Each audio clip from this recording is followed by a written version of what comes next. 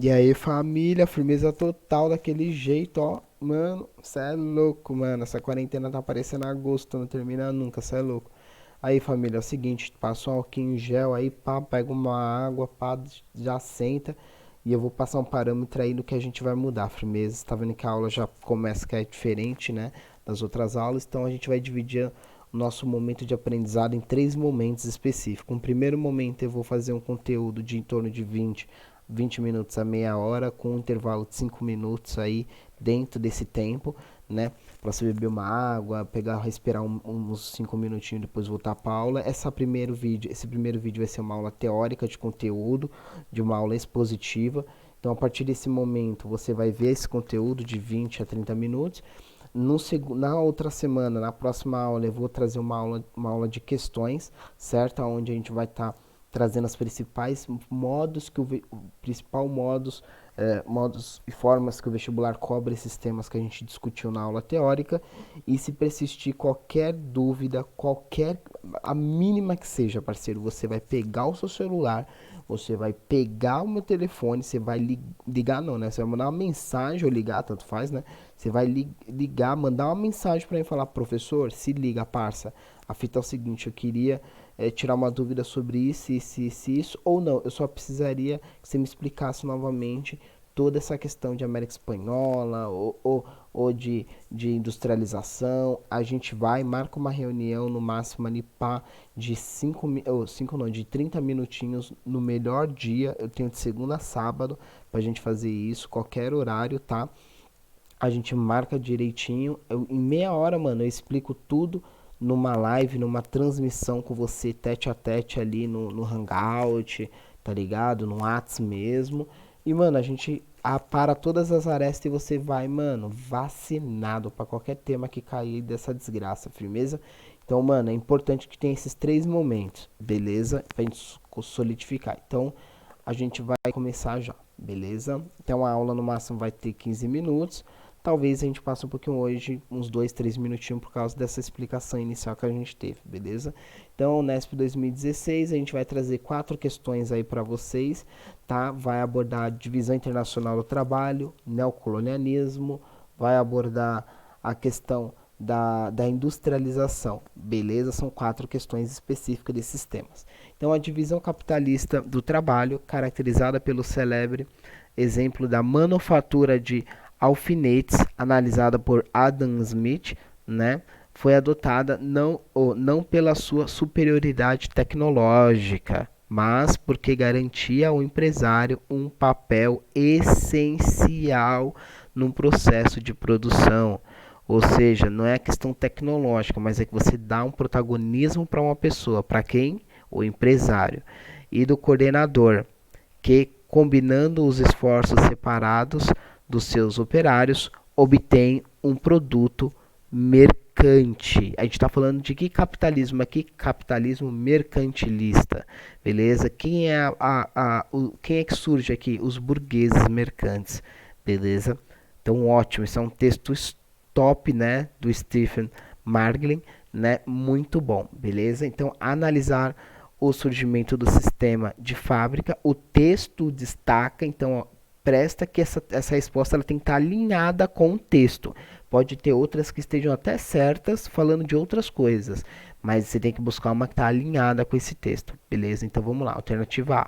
O maior equilíbrio social provocado pelas melhorias nos salários e nas condições de trabalho? Não, né? A gente viu na aula que a gente passou sobre a divisão internacional do trabalho, onde a gente falou da questão dos burgos, tudo, e todo esse processo ele se dá de uma forma muito desigual, porque você coloca como o texto mesmo disse, protagonismo o dono dos meios de produção, enquanto os outros fazem trabalhos fragmentados desse todo esse processo dessa mercadoria mercante do final. Beleza? Então, errado. Alternativa B, o melhor aproveitamento do tempo do trabalho e da autogestão da empresa pelos trabalhadores. Não, né? O texto nega frontalmente isso, falando inclusive que não é questão tecnológica, muito menos de autogestão, né? Alternativa C, o desenvolvimento tecnológico, já tira, ele falou que não é isso.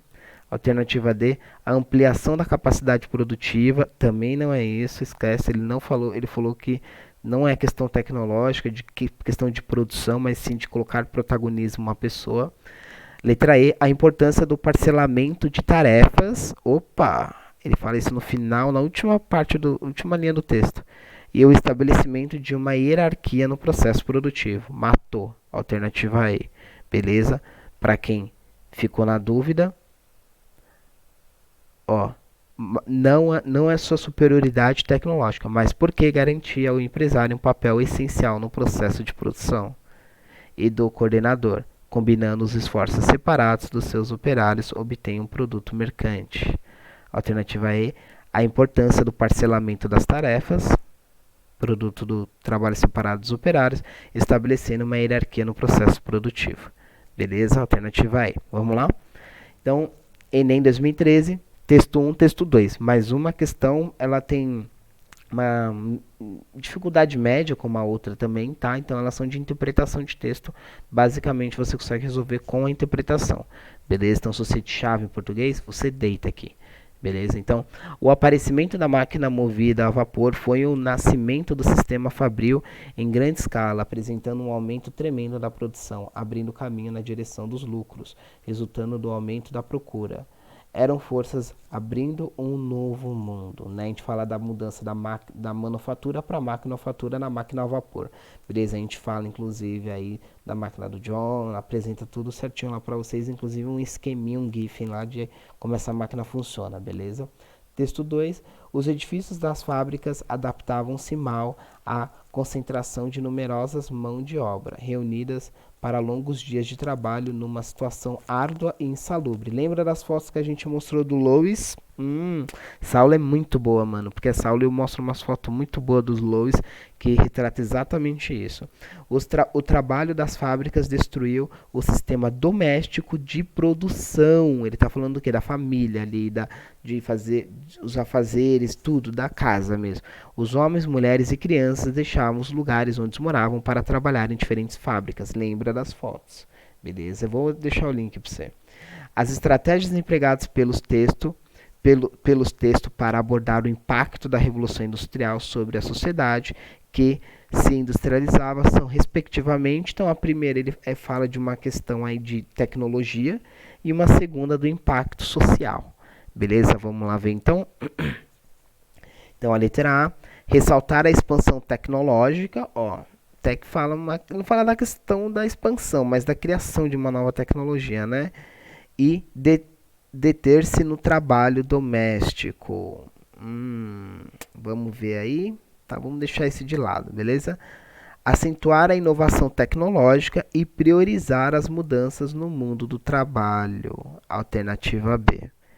Beleza? Porque você vê que ele acentua, ele fala que há uma grande mudança da manufatura para a maquinofatura, né? Você tem uma grande revolução no primeiro texto na questão, ele fala respectivamente, né? Na questão da máquina, e depois ele fala que todo mundo prioriza o mundo do trabalho e não o mundo doméstico, onde mulher, criança e homem, todo mundo sai de casa e vai trabalhar. Todos trabalham. Lembra das fotos. Inclusive, a aula está aqui, a aula tem uns 50 minutos. Você vai lá pro final, lá para uns 40 minutos, você já vai ver essas fotos. Tá? Então você pode pular e já ver direto lá, beleza? Então é muito legal, são fotos muito impactantes e muito importantes, beleza? Então, alternativa B, beleza? Então vamos nem falar os outros aí, beleza? Porque tá muito errada, velho. Então, o Unesp, se eu não me engano, 2019. O mapa representa a divisão da África no final do século XIX. Então lembra, né, que depois da Revolução Industrial, depois da divisão social do trabalho, a gente tem o quê? A gente tem a saída desses impérios industriais, dessas nações, desses estados industriais em busca do quê? De produtos, em busca de produtos que eu falo é manufatura, né, de bens básicos para produzir carvão mineral, algodão, óleo, para produzir, que são matérias-primas, melhor essa palavra, matérias-primas para os seus produtos industrializados, beleza? E eles vão atrás da onde? No neocolonialismo. No primeiro momento na costa oeste da África, aqui desse lado, né? E posteriormente, no norte também, né? Todo o norte, toda nessa parte costeira e posteriormente no interior da África, no neocolonialismo também muito forte.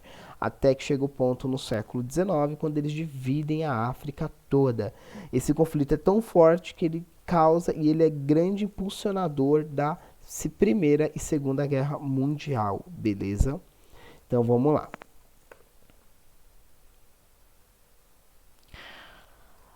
A aula, né, o tempo que eu falo da questão, né, é na aula 4 de geopolítica, no minuto 23:48, tá? Então você pula direto pro minuto, caso você tenha alguma dúvida, beleza? Então vamos lá. Letra A. Persistiu até a vitória dos movimentos de descolonização da África, tá certo? Ocorrido nas duas metades do século XX, tá certo?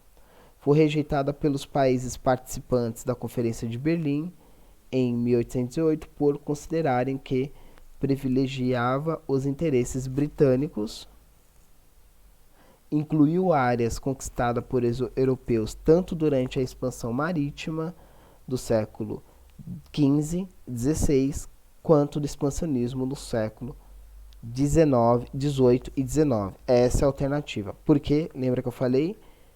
Tanto na costa oeste da África do século XV, né, com os holandeses, com os ingleses, aqui no norte também com os franceses, né, mas no interior também. E essa questão aqui, por que essa é a questão mais certa? Porque esse mapa, ele une toda essa construção histórica. Então ela é uma questão difícil, né? Eu acho difícil, porque ela dá muito para você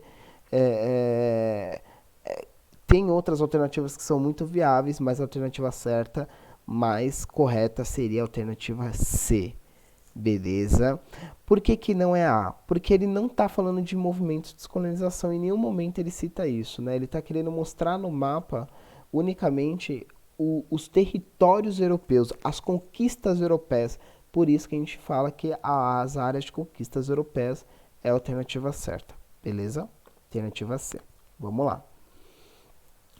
O Nesp 2020, né? Uma questão topzera. Então a gente vê que eles exploram, eles vão atrás desses países, atrás de mão de obra barata, certo? Então quem está envolvido nesse país é só o continente africano? Não, mas também o continente americano, certo?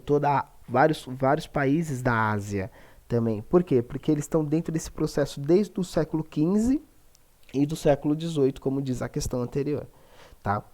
Então, isso causa um grande impacto social dentro desses países, devido à grande exploração que ocorreu e que ocorre hoje em formas um pouco mais indiretas e mais em cima do capital, né? Mas nessa questão da aula. Mas beleza, vamos lá.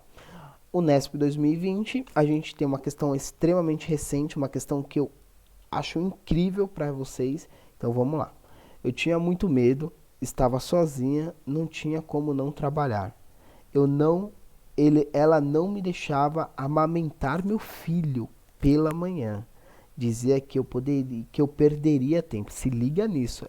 Essa pessoa se chama Dora, né? Então, ela está dando um relato, é uma aspas da Dora, né? Ela está dando um relato dela sobre o trabalho dela, onde a moça que mandava na porra do trabalho dela não deixava ela amamentar o filho dela porque perderia tempo, né? Você vê o absurdo. Vamos lá. Quando eu precisava sair de casa, sempre tinha que pedir a chave. Pedir a chave pro patrão. E nessa hora a chave sempre sumia. Então na hora que você queria sair, ele não deixava. A casa onde eu trabalhava tinha outros 14 bolivianos, que assim como eu queria guardar dinheiro e voltar para o nosso país, Bolívia. Mas não é bem assim que acontece. Relato da Alice, beleza? A Alice Balboa. Então aqui a gente tem 3 relatos, né? O do Raul, da Dora e da Alice. Eles são relatos de pessoas que trabalham aqui na região têxtil de São Paulo, né? Então pega esse momento, dá um pause no vídeo e lê ele calmamente e para com esse pause. Vê o que você pensa primeiro, lendo isso. Capta as ideias que vêm na sua cabeça quando você lê isso. E depois agora despause e a gente vai para a questão, beleza? Vamos lá. Esses depoimentos retratam a realidade vivida por imigrantes bolivianos que trabalharam no setor têxtil da capital paulista. Os depoimentos evidenciam, vamos lá, alternativa A competitividade da divisão internacional do trabalho. Acho que não é bem isso que eles estão relatando ali nas aspas, né? A relação de trabalho análoga à escravidão. Olha, essa é a questão, irmão. Essa é a questão, porque ele usa todos os termos muito bem corretos. Tipo, ele não fala que é uma relação de trabalho igual à escravidão, mas ele fala análoga, ou seja, parecida, né? Aquela pessoa, ela tem todas as restrições, provavelmente, inclusive castigos físicos que escravos receberiam, mas ela não pode ser vendida, né? Coisa que a gente sabe que a escravidão ela existe muito amplamente ainda, inclusive com classes muito mais desfavorecidas, né? Inclusive classes que não são regulamentadas, como extratores de carvão, né? Empregadas domésticas, diversos setores que a sociedade resiste em regulamentar a profissão dessas pessoas, certo? Isso abre uma brecha institucional onde essas pessoas podem ser escravizadas. Escravizadas no sentido até inclusive de comercialização. Mas nesse caso aqui nas aspas, eles não dão ênfase a isso. Mas eles dão ênfase ao que? A diversas violências que o ambiente laboral traz a essas pessoas que estão refém dentro desse sistema têxtil. Muito semelhante às fotos do Lewis quando a gente fala naquela aula de Revolução Industrial. Quando vocês olham lá. Beleza? Fazer um paralelo direto é anacronismo, mas é muito semelhante. Beleza? Então a escravidão existiu no continente africano e trabalhos análogos à escravidão, eles existem até hoje, e a escravidão em si, com diversas etnias e povos, ela também existe em larga escala ainda. Beleza? Então é a alternativa B, não tem como fugir. Beleza? É essa mesmo. Então é isso, quebrada. Passei 2 minutinhos aí, como eu falei mesmo, tá ligado? Por causa daquilo lá, da explicação, mas assim a gente vai seguir mais ou menos nesse ritmo. Beleza? Todas as dúvidas que você tiver, manda mensagem pra mim, porra. Pega a porra do celular, me chama, mano. Pelo amor de já. Demorou? Tamo junto. É nóis.